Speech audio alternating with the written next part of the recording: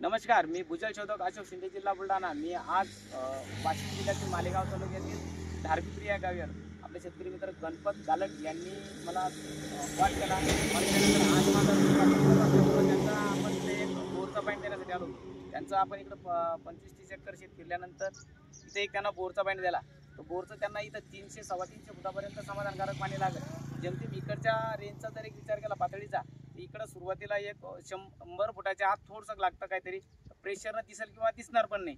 पण इकडं 180 ते 200 दरम्यान आणि 260 ते 270च्या दरम्यान, असं म्हणजे 300 फुटापर्यंत 3च्या पंपाचं पाणी लागायचे इथं चान्सेस येतात। आपण ही कुठे दिलेली आहे, ही कुठे पाहू शकतो तुम्ही। या कुठेवर जेमतेम 300 फुटापर्यंत 3चा पंप झाला पाहिजे अशी आपल्या अपेक्षा आहे। पाणी दाखवताना जास्त दाखवावं लागलं, त्याच्यामुळे लागताना जास्तही लागत किंवा कमीही लागत, पण 3ची अपेक्षा आपल्याला आहे। आणि आता यांचा बहुतेक